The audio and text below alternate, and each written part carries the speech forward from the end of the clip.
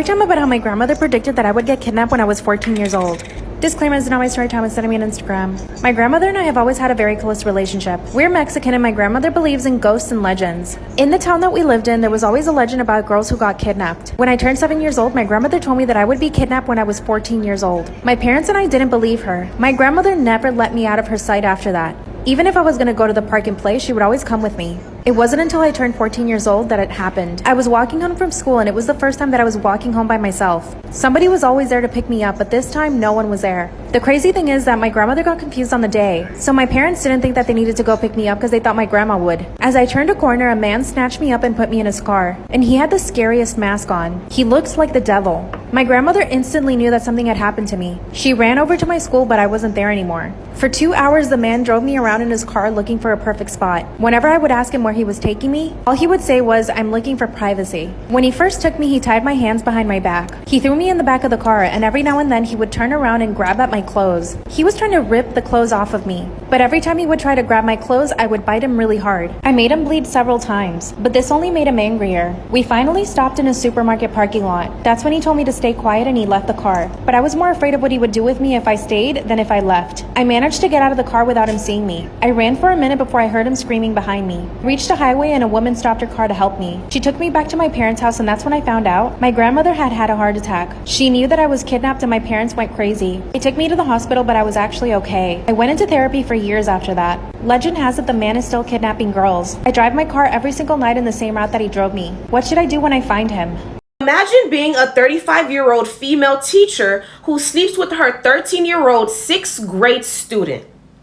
Then imagine getting pregnant by that same student twice. Okay, so boom, let's jump right into it. Mary Kay Letourneau was a middle school teacher in Seattle with her husband and 4 kids. Her student/victim Villy was in her 2nd grade class, then again in her 6th grade class. He was 13 years old, 1 year older than her 12-year-old son. This relationship went on for a couple months until one night later that year, a police officer caught Mary and Villy in the backseat of her car. She only had on panties and a tank while Villy fake slept. She told the officer that he was 19, but the officer took them to the police station and verified his age. Unfortunately, they ended up calling Villy's mom, and Villy's mom trusted Mary. Villy was supposed to be at Mary's house having a sleepover with her son, so the officers let them go. Mary's husband, Steve, ended up finding love letters between Mary and Villy. He told a family member about his wife's affair with a child, and then he ended up getting full custody of all 4 of their kids, divorced her, and moved to Alaska.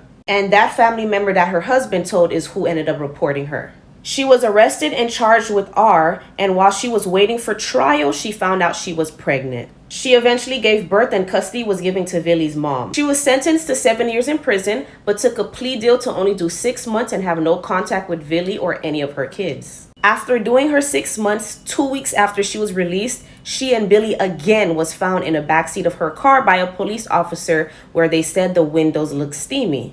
She had to now serve her full 7-year term. This is where she found out she was pregnant by Villy again and had to give birth while she was serving her term.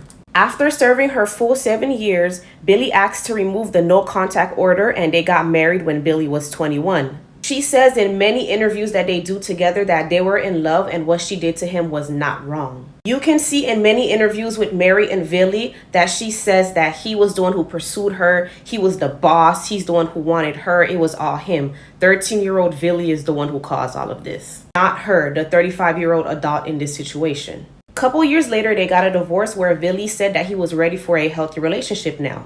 She passed away from colon cancer and left her whole estate to Villy and not her kids. I put peanut butter in my friend's drink, thinking she was lying about her allergy. I was young, only in the 2nd grade, and had recently been taught about lying. After our lessons on sinning and doing bad stuff, I developed the idea that my friend, let's call her Lily, was lying about her peanut allergy and just didn't like peanut butter and was too ashamed to tell me because they were my favorite snack at the time. Not to mention the times when someone would bring in a snack for the class and we'd always have to check if they had peanuts in them. If they did, the whole class couldn't eat them so that she wouldn't feel left out. I was tired of what I thought was a dumb, made-up lie and decided to take matters into my own hands by bringing a jar of peanut butter and waiting for the perfect moment to strike. Once it's snack break, I waited until Lily went to the bathroom to take out my peanut butter jar to slip a spoonful into her cup, shaking it good so she wouldn't suspect a thing. When she came back, she sat down and drank some of her peanut butter-infused water. As she did, I watched with wide eyes, making sure to take in every detail, now convinced that she's been lying the whole time. Suddenly, Lily started coughing uncontrollably, choking and thrashing herself all over the floor. It also didn't help that she forgot her EpiPen at home that day, causing her to convulse and forcing my teacher to call the ambulance. It turned out she was severely allergic to peanut butter, and I never had the goal to tell her what I had done that day. We're still friends today, and she strongly believes that her father was trying to kill her that day since she got into a fight with him the day before regarding her dead mother. Last night at 3:30, it's completely dark and I hear this knock on my door. I roll over and look at the time on my phone and I'm thinking to myself, there's no way I'm getting out of bed right now. So I try to fall back asleep, but the knocks keep getting louder. This girl I was with was like, aren't you gonna answer that? I'm like, yeah, you're right. So I drag myself downstairs and open the door. I opened the door and there he was, just standing on the porch. And it didn't take long for me to realize that he was drunk. He starts slurring his words and he's like, hi there, can you give me a push? I'm like, nah, get lost. It's 3:30. I was in bed and I slammed the door. I go back upstairs and tell the girl what happened, and she's like, well, that wasn't very nice of you. She was like, remember that time your car broke down in the pouring rain and you had to go knock on that stranger's door so he could jumpstart your car? She said, what would have happened to us if he told us to get lost? I was like, but that guy was drunk. She was like, it doesn't matter. I was annoyed, but I understood her point, so I got out of bed. I go downstairs and I open the front door, but I don't see him, so I just yell, hey, you still need a push? And I hear his voice cry out, yeah, please. I still don't see where he's at though, so I yell, where are you? Then he yells back, over here, on the swing, give me a push. I cut this one chick out of my life. Let me know if you would do the same thing. This was years ago and I was thinking about it yesterday and I was like, was that too much? But no, I'm still angry. Let me just say, I'm not a reactive person. I don't have a history of like cutting people out of my life. Even when I hear this happening to other people, I'm like, this quality irks me. Okay, I'll tell you what happened. So I met this girl at one of the restaurants I worked at and she was the HR person. She wasn't like a server or bartender or anything. This was her full-time job. I told her I liked her hair and she's like, oh, I actually did it myself. I used to be a hairdresser. I was like, sick, do you want to do mine? And she's like, sure, just come by my house so you can pay me cash. Because again, hairdressing is no longer her full-time job, but she has some stuff at her house. Cool, so I start going to her. She's doing my hair for, I want to say like a year. And in that time, I bring like 4 other girlfriends of mine over to her place to get their hair done. At this point, this is just like a sick side hustle for her because she's not a professional hairdresser anymore. She's just word of mouth and I'm bringing her business and she's doing my hair. Cool. I kind of stopped going in just because I wasn't blonde anymore. I was just like chilling with my hair, like not really getting it done.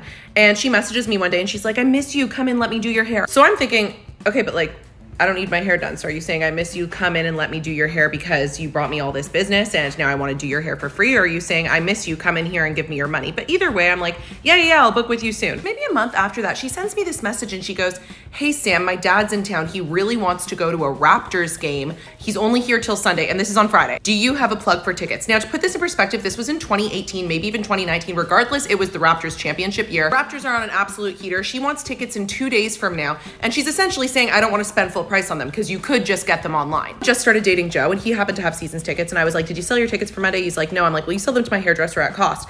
He goes, okay, well, will she give you a deal on your hair? I'm like, I'm sure she will. Anyway, whatever. I get her the tickets. She goes to the game and then silent. Doesn't say thank you, doesn't say whatever. So I message her and I go, how was the game? She goes, oh my God, it was great. My dad loved it. Thank you. And that's it. So then I go, okay, let's plan a day for me to come get my hair done. I'm taking matters into my own hands now. Not that I needed my hair done. This is all on principle. Let me remind you, she had brought this up before I even gave her tickets to the game. She's like, yeah, for sure, babe. Sends me a link to the salon she's now working at and just says, book yourself in whenever I'm free. Didn't even say thank you the day after game. You know what it is? It's not even about like, give me money, give me praise, give me thank you. It's just, I can't hang out with someone with that little class.